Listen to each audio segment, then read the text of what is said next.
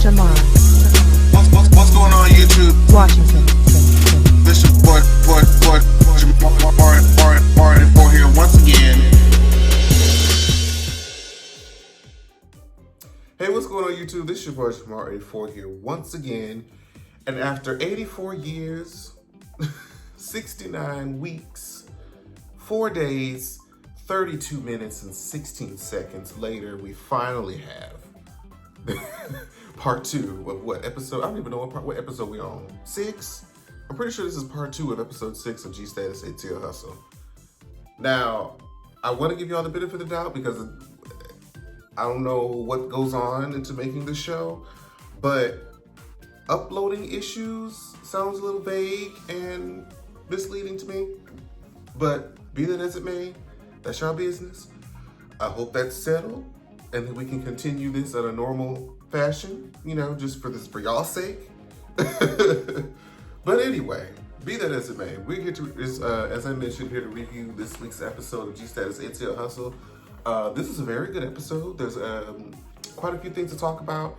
I saw some of the discussions happening online as well, and I'm going to have some semi-controversial opinions, some devil's advocate, just because it still feels one-sided, and I feel like a lot of people are responding in anger, which is understandable, but I feel like they're not seeing that they're using the same behavior that they're criticizing someone else for.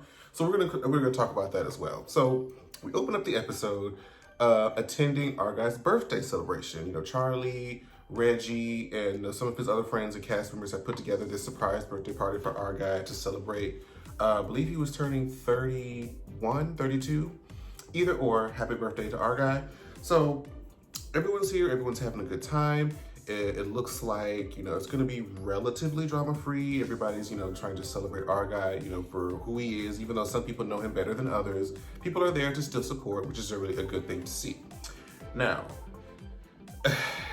as it always happens, there has to be some drama.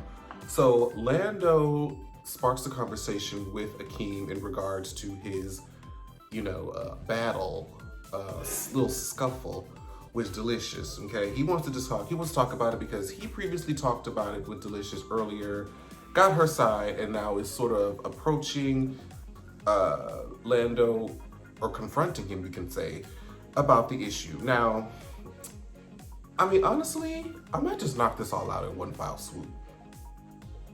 I think I will knock this out in one foul swoop because they really picked this conversation up like 3 times. Like there's one time initially at the birthday party, then our guy kind of deads it like, look, I really don't want to talk about that because this is my birthday and I don't really fuck with her, which I could agree on because I would feel the same way. Because they talk about it then they bring it up one time outside the pool, and then we look at something else, and then we come back to it. We're just gonna talk about it all in one good swoop. Because basically it boils down to Lando is a really good friend of Delicious, and he heard her side, and you know he is viewing it as, you know, they were trying to gang up on her, and you know her side of the story. We don't really need to we don't need to necessarily rehash what happened, but in regards to this, I'm seeing a lot of people online, you know, saying that they were team Akeem because of, you know, the fact that, you know, Delicious was saying the N-word. Delicious had, I guess, made the first swing, and, you know, she did all these things, which is true. And I feel like she should be, you know, reprimanded for what she did. But what I don't understand in regards to this situation is that the same people that are, you know, criticizing, you know, Delicious are Team Akeem, but Akeem is disrespecting Delicious by misgendering her consistently. Like, we can call her, you know, whatever D name that people call her, delusional, disgrace, or whatever what they want to call her. But when you disrespect her, you know, transness or her, you know, womanhood, how better are you really sending out transphobic slurs when she's using racial slurs? Like, we can't condemn her for saying racial slurs and being offensive to people, but then you're offensive to trans women. Don't see how 2 wrongs are making a right here, is basically the point that I'm trying to get. So And then just thinking like, if you were friends with a trans woman, granted, you may not agree with what that person did. You could disagree, because I feel like Lando never agreed with what she did in reference to the N-word. I don't even know how much people told him. I don't even know if Delicious mentioned that, because they didn't really specify, but it doesn't matter. I can disagree. I can reprehend my friend for what she did. But the thing is, if Orlando and Delicious have the same kind of relationship that I have with like one of my best friends, I'm not gonna allow somebody to just sit there and disrespect my best friend in my face. You know, like, how many times are you really going to allow somebody that you don't even really fuck with disrespect your best friend just because they fought? You know what I'm saying? So I get that, you know, what Delicious said was wrong, but people are really just heroing for Akeem for reasons I don't understand, because he's doing similar things to what she did as far as the disrespect part. So they're both wrong. There's no champion here, is what I'm trying to say. So I saw that online, and like in the comments, I'm like, okay, true, Delicious was wrong, but why are y'all championing for Akeem and what he's saying? When he's saying all these I mean, he may not be transphobic, but to him just constantly saying, oh, that's just a man in a wig, that's just a man, she can't have no kids. But just like, it's just flat out disrespectful. Like, what about the women who can't have kids that are natively born women? It's like, it just hits too many people. Like, his rocks and his words just hit too many people outside of just Delicious. You know what I'm saying? The same way how Delicious and her comments hit more people than just who she was talking about. So let's keep everybody accountable. If we're going to keep some people accountable, let's keep everybody accountable. Okay? So I wanted to talk on that. And then the whole cake thing, I mean, honestly, the cake thing was funny. It was interesting. It was probably one of the most interesting things about that whole outdoor birthday party pool situation that people are going to talk about. I mean, come on, who doesn't like a good like glass in the face, cake in the face? It was funny. It looked funny. It was. But I can understand why they're going to disagree, because they are approaching the situation from two totally different perspectives, and it's normal. But I just think everybody involved with that was in the wrong. He was in the wrong for misgendering. Of course, we know what Delicious was wrong for, and Lando's kind of wrong for being involved in, you know, other people's business. But it's just messy all around. So everybody need to get their shit together, to be completely honest. So moving forward, Akeem, you and Zion are about to get taken out the game. I'm about to come to Atlanta and take y'all both out, because what I cannot stand is to watch y'all both shoot y'all shots at my husband.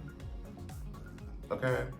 Roman doesn't even know my name and that I exist, but that does not make him not my husband. So I keep talking about because, you know, Roman and Delicious are really close, and he's rehashing like his side of the story, how, you know, how he got these bruises on his side of his face from, you know, how Delicious was hitting him. And he was talking about how I'm listening to how educated and how sexy Roman is looking, explaining with his side of Delicious. And I'm just like, are you kidding me? Are you actually kidding me? Really? I felt away. I felt away. I really felt away. But it's fine. You know, it's fine, because one day I'll shoot my shot. One day. But they was having a whole conversation like about the pool, and I felt like Akeem was flirting, but I don't know if Roman was necessarily returning the same type of energy. I felt like he was just kind of like deading the whole them bickering back and forth issue, because they did have that hibachi moment. We do remember that. They were kind of going head to head, and then this is kind of like a kumbaya, let's just get cool. I don't think he was necessarily looking at it like the same way that Akeem was looking at it, because Akeem was giving him the googly eyes, and rightfully so, because I give him the googly eyes every time he comes on the screen, child. And at the swimming pool, Zion, why were you naked? Why were you naked? Was nobody else bothered by that? Like, why were you naked? I mean, I know why you were naked, but why were you naked? You know what I mean? Like, he got out the pool slinging ding-a-lang in Reggie's face. And then got all up under Roman, tried to kiss him again. It could be too many times, I'm gonna let y'all do this to my husband now. But I think Roman was just having fun with it. But it was it was very strange just to see a random naked body over there by the pool. But I mean, it is what it is. I mean, like I said, this episode had a lot of elements that was entertaining about it. The cast did a really good job. Editing was great. So let's see, what am I missing? Oh, this was a little quick side bit that I thought was kind of interesting. So Charlie is talking to Brandon, or Chaos, I think as he's usually named on the show. And Chaos is doing a clothing, I think, line, or trying to design some sort of clothing pieces for December. He says that he hit him up about that, and Charlie's kind of looking at him like, okay, why now? And Chaos was like, your guess is as good as mine, because I have no idea. Now, 4 was saying a lot of shade about how December ain't got no place to live and all this other shady stuff, and I'm just like, a couple people have confirmed that as well, and I'm just like, I've had the opportunity to meet Chaos from the show a couple years ago when he was working with Kennedy Davenport at the DragCon convention here in LA. And I saw his pieces. I saw some of the shit that he can put together. He put together some good shit. And his good shit is expensive. So, with what I'm hearing about December, and how are you going to afford his work? I'm curious to know. And then Charlie dumped another little nugget for us that December does drag, which might be the pieces that he's having get made for him, which is very interesting to me. Does anybody have photos? Videos even? Does anybody have photos and videos of December? What is his name? A lot of questions need answers in regards to that. Charlie had to hit up Charlie, but like, okay, so what's the rest of the tea that you know? Because inquiring minds want to know. I just want to be nosy. Damn, I'm actually running through this a lot faster than I thought. Am I missing something? I don't think so. I already covered Lando versus Akeem, and Akeem all over my man, and Zion all over my man, and naked in the pool, and Roman being fine. I think that's primarily it as far as the birthday situation. So quickly, I want to talk about how Ike has put together his new song, Wish You Were Here. And I know Ike is my boo. I love Ike so much. He wrote this beautiful song talking about longing for his loved one, and how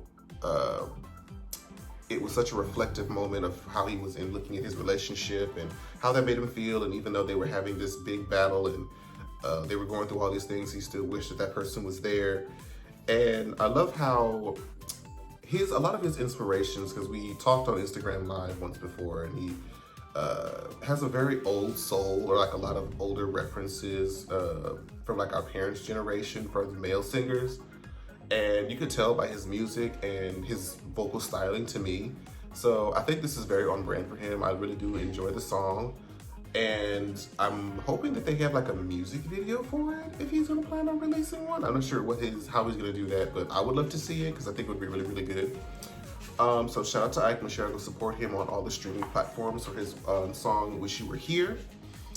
Now, this is probably the big topic of this episode, and was used in the promotion a lot.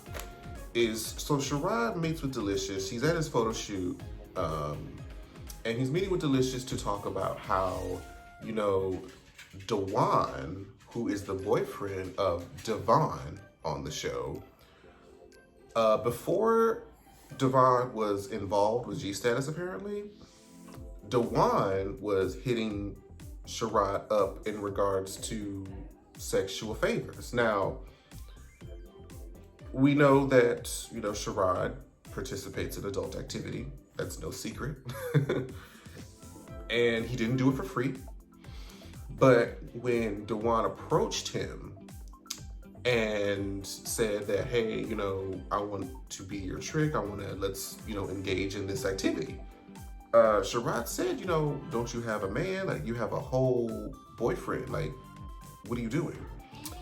he basically responded and was like, I don't care. Like, it's, he's just completely fuckless about it. And it's just like, wow. And you looked, and we've seen like their whole relationship, like their scenes together in their apartment, and they seem like they're just so in love, and how the relationship seems to be going so well. It's just, you just never really know. Honestly, it makes you feel like you can't trust nobody, to be completely honest. It's like, damn, even when we look like we good, how do I know that you ain't out there just, hiring, adult entertainers to do who knows what, you know what I'm saying? So the part that a lot of people are criticizing Sherrod with is because even though this person was offering you money and willing to do this with you, because I'm sure, Dewan is a very attractive man, but the fact that you knew that he had a boyfriend and you still took the client is not a good look. It is not a good look. I refuse to believe that at the time, we don't know, I don't know the situation, but still I just can't find, I find it very hard to believe that at that time you were so pressed for his money that you did that to somebody who was in a relationship.